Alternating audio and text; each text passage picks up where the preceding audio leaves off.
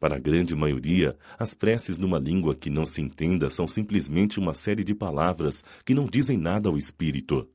Para que a prece toque o coração, é preciso que cada palavra transmita uma ideia, e se não é compreendida, não pode transmitir ideia nenhuma.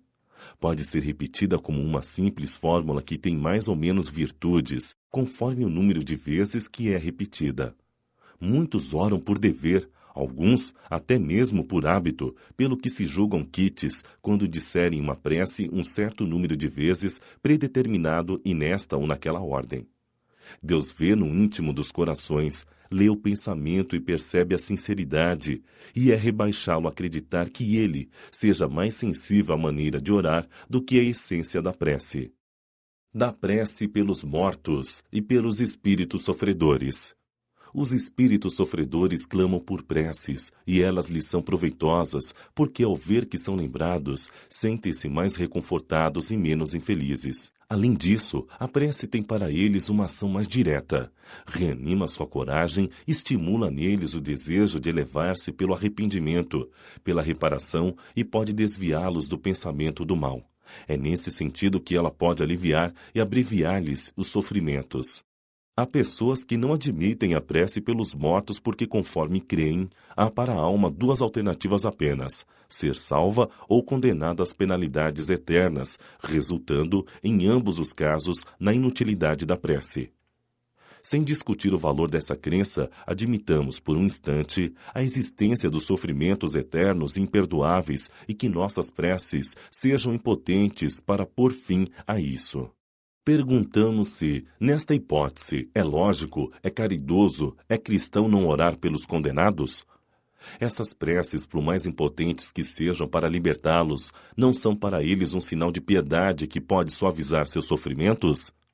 Na terra, quando um homem é condenado à prisão perpétua, mesmo quando não se tenha nenhuma esperança de obter para ele o perdão, é proibido a uma pessoa caridosa ir aliviar-lhe os sofrimentos? Quando alguém é atingido por um mal incurável e só porque não há nenhuma esperança de cura, deve-se abandoná-lo sem nenhuma consolação?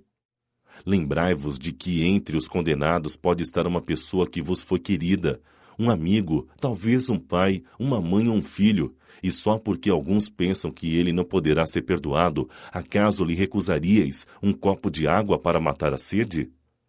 Um remédio para curar suas feridas? Não faríeis por ele o que faríeis por um prisioneiro? Não lhe daríeis uma prova de amor e de consolação? Negando-lhe tudo isso, não seríeis cristãos. Uma crença que endurece o coração não pode estar unida à de um Deus que coloca em primeiro lugar os deveres de amor ao próximo. Negar a eternidade dos sofrimentos não quer dizer que não existam penalidades temporárias, porque Deus, na sua justiça, não confunde o bem com o mal. Portanto, negar, neste caso, a eficiência da prece seria negar a eficiência da consolação, dos encorajamentos e dos bons conselhos. Seria negar a força que se recebe da assistência moral daqueles que nos querem bem. Outros se baseiam numa razão mais enganadora, a imutabilidade dos decretos divinos.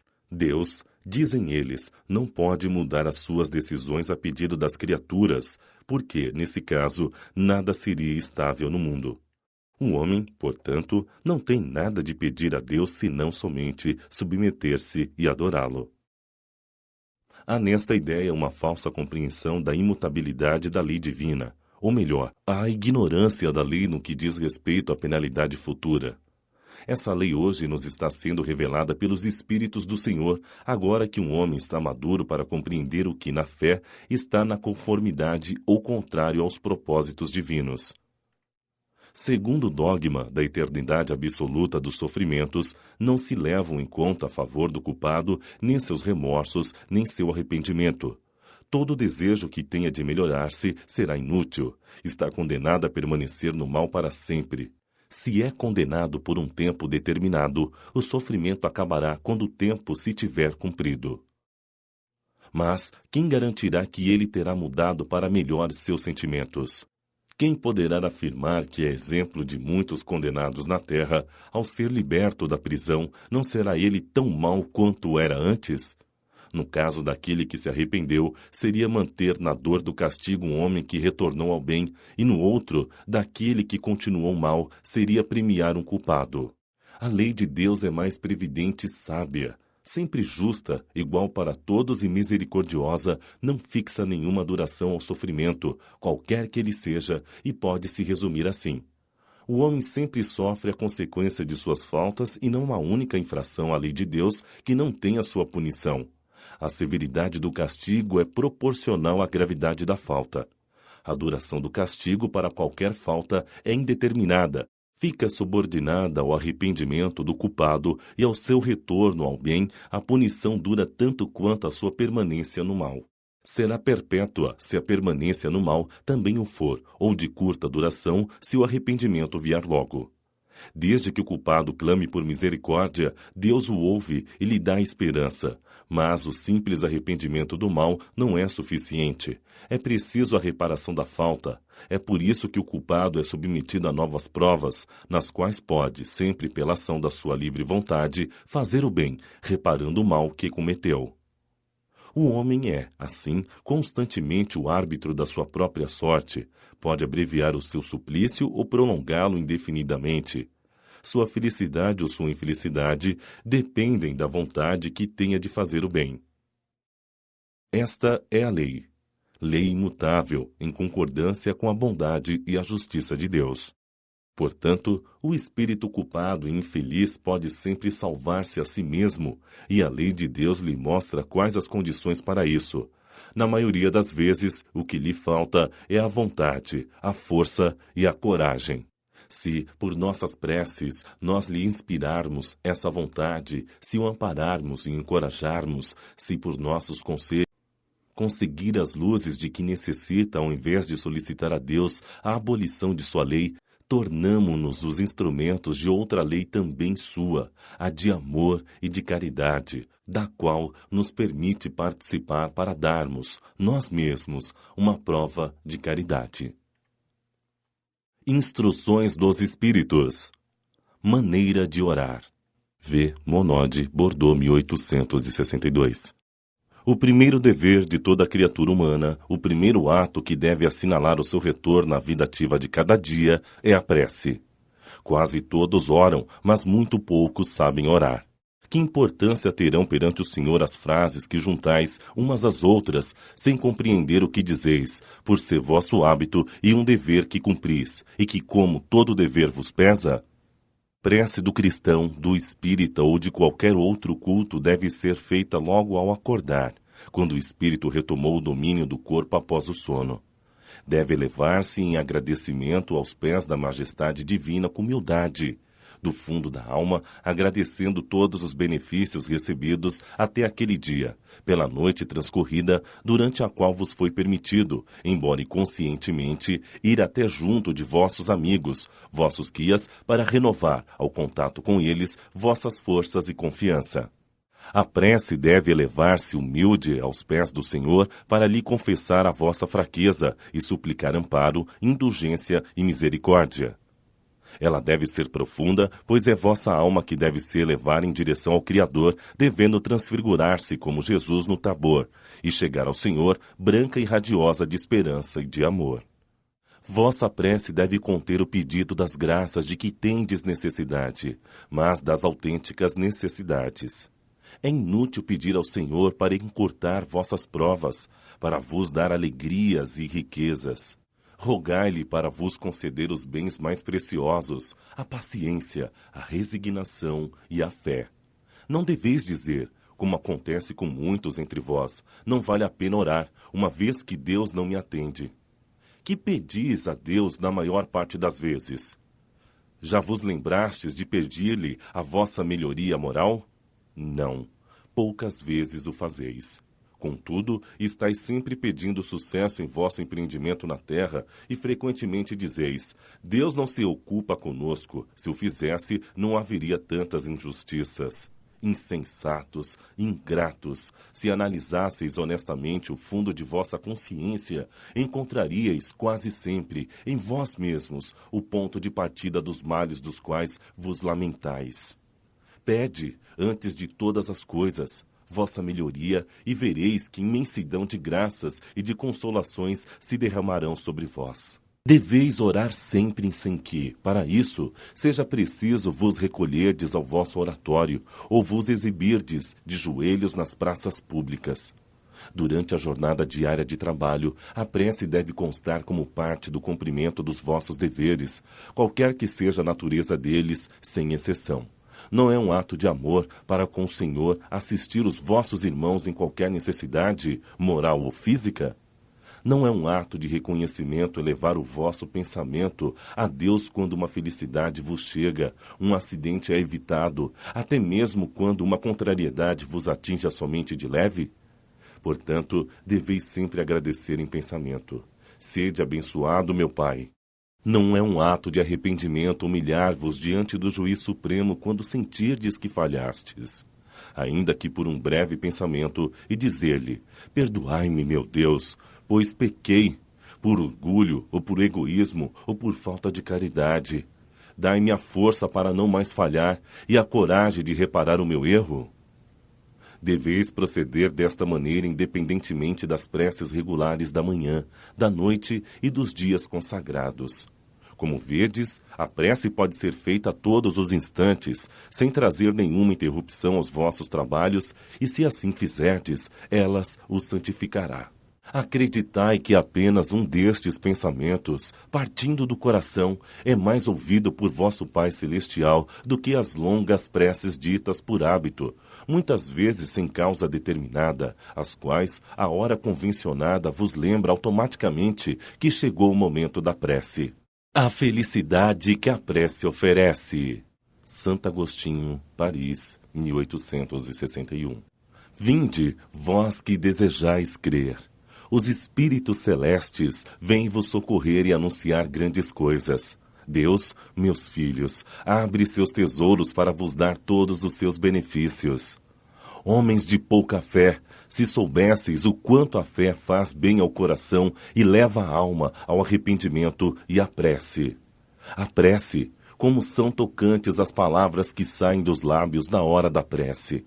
A prece é o orvalho divino que tranquiliza o calor excessivo das paixões. A prece, filha primeira da fé, nos conduz ao caminho que nos leva a Deus. No recolhimento e na solidão, estais com Deus. Para vós não há mais mistérios. Na prece, Deus se revela. Apóstolos do pensamento, a prece vos leva a conhecer a verdadeira vida. Vossa alma se desprende da matéria e se eleva a mundos infinitos e celestes que os pobres humanos desconhecem. Caminhai, caminhai pelas sendas da prece e ouvirei as vozes dos anjos. Que harmonia! Não é mais o ruído confuso e os sons estridentes da terra. São as liras dos arcanjos, são as vozes doces e suaves dos serafins, mais leves que as brisas da manhã quando brincam nas folhagens de vossos bosques. Em que delícias caminhareis! Vossa linguagem é pobre para poder definir a felicidade que vos envolverá, por assim dizer, por todos os poros, quando, ao orar, se atinge essa fonte de frescor e de vida. Doces vozes, deliciosos perfumes, que a alma ouve e sente quando se lança nessas esferas desconhecidas e habitadas pela prece. Sem o peso dos desejos carnais, todas as aspirações são divinas. E vós também orai como Cristo levando sua cruz ao Gólgota, ao Calvário. Carregai a vossa cruz e sentireis em vossas almas as mesmas doces emoções que o Senhor sentiu, embora carregando a cruz infame. O Senhor ia morrer, mas para viver a vida celeste na morada do Pai.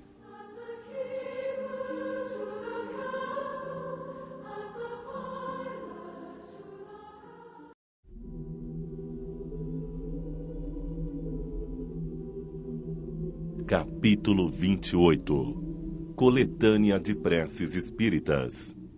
Introdução. Os espíritos sempre disseram: a forma não é nada, o pensamento é tudo. Cada um deve orar conforme suas convicções e do modo que mais lhe agrade, e que mais vale um bom pensamento do que muitas palavras que não tocam o coração. Os espíritos nunca determinaram uma fórmula padrão de preces.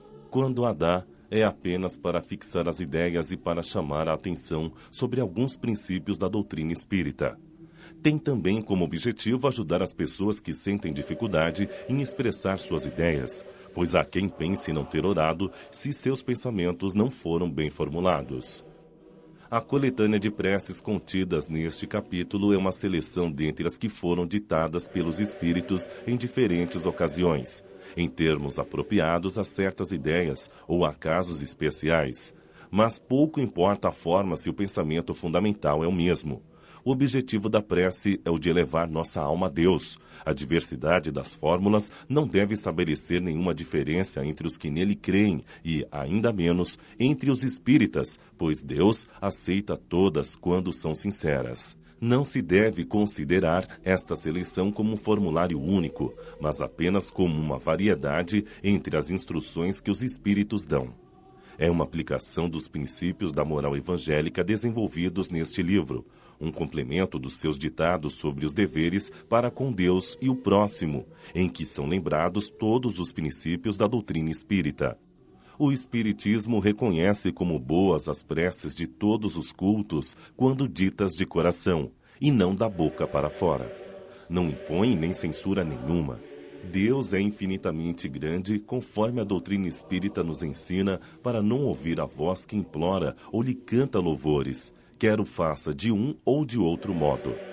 Todo aquele que lançasse a maldição contra as preces que não fazem parte de seu formulário, provaria que desconhece a grandeza de Deus. Acreditar que Deus se apegue a uma fórmula e atribuir-lhe a pequenez e as paixões da humanidade.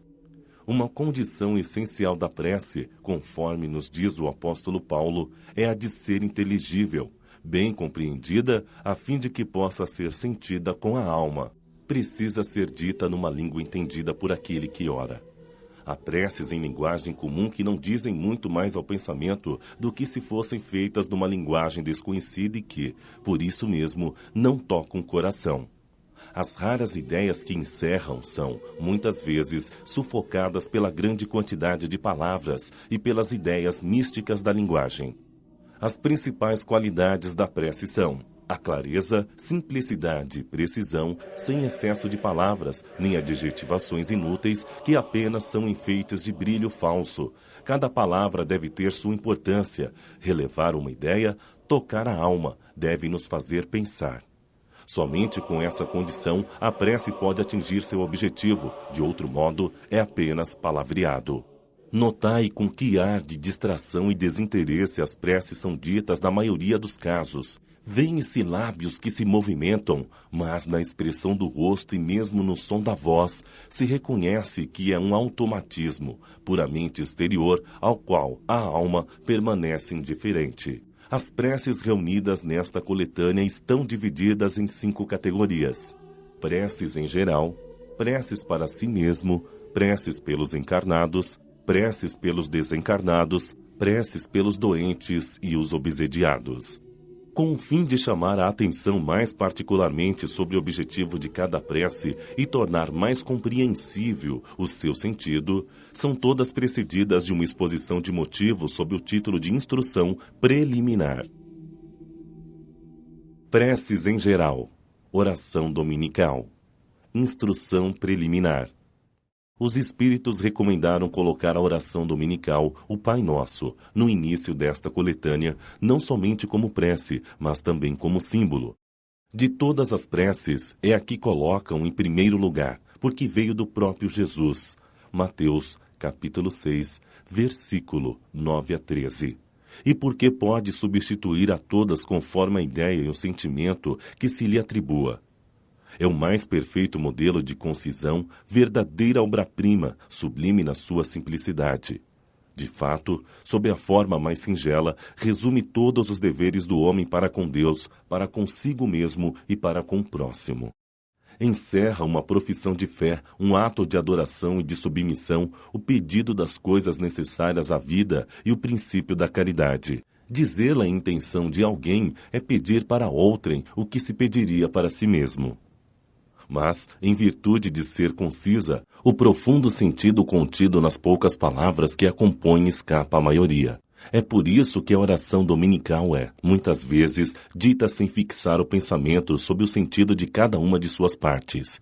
Dizem-na decorada como uma fórmula, cuja eficiência está condicionada ao número de vezes que é repetida e, quase sempre, esse número é cabalístico, 3, 7 ou 9. Tirado da antiga crença supersticiosa do poder atribuído aos números e em uso dos círculos da magia. Para auxiliar e aclarar a mente sobre as proposições do Pai Nosso, de acordo com o conselho e com a assistência dos bons espíritos, a cada proposição da prece foi feito um comentário que lhe desenvolve o sentido e mostra as aplicações. Conforme as circunstâncias e o tempo disponível, pode-se dizer a oração dominical, simples ou desenvolvida. Prece. Pai nosso que estais nos céus, santificado seja o vosso nome. Acreditamos em vós, Senhor, pois tudo revela vosso poder e vossa bondade. A harmonia do universo testemunha uma sabedoria, uma prudência e uma previdência que ultrapassam toda a compreensão humana. O nome de um ser soberanamente grande e sábio está inscrito em todas as obras da criação, desde o ramo da erva e o mais pequeno inseto até os astros que se movem no espaço. Em todos os lugares, vemos a prova de um amor paternal. É por isso que cego é aquele que não vos reconhece em vossas obras, orgulhoso aquele que não vos glorifica, e ingrato aquele que não vos rende graças. Venha a nós o vosso reino. Senhor, destes aos homens leis perfeitas de sabedoria que os fariam felizes se as seguissem. Com essas leis, fariam reinar entre si a paz e a justiça, ajudariam-se mutuamente, ao invés de prejudicarem-se como fazem. O forte ajudaria o fraco ao invés de massacrá-lo, evitaria os males que geram os abusos e os excessos de todas as espécies. Todas as misérias da terra vêm da violação de vossas leis, pois não há uma única infração a essas leis que não tenha consequências inevitáveis. Destes ao animal o instinto, que o mantém no limite do necessário, e ele se conforma naturalmente com isso. Ao homem, além do instinto, destes a inteligência e a razão, destes também a liberdade de respeitar ou violar aquelas de vossas leis que lhe dizem respeito pessoalmente, ou seja, de escolher entre o bem e o mal, a fim de que tenha o mérito e a responsabilidade de suas ações. Ninguém pode alegar ignorância de vossas leis, porque, em vossa previdência paternal, quisestes que fossem gravadas na consciência de cada um, sem distinção de cultos nem de nações. Aqueles que as desobedecem é porque vos desconhecem. Chegará o dia em que, de acordo com vossa promessa, todos praticarão, e então a incredulidade terá desaparecido. Todos vós reconhecerão o Senhor soberano de todas as coisas, e o reinado de vossas leis será vosso reino na terra. Dignai-vos, Senhor, a apressar a sua vinda, dando aos homens a luz necessária que o conduza ao caminho da verdade. Seja feita a vossa vontade, assim na terra como nos céus. Se a submissão é um dever do filho com relação ao pai, do inferior com relação ao superior, quanto maior não deva ser a da criatura em relação ao seu Criador.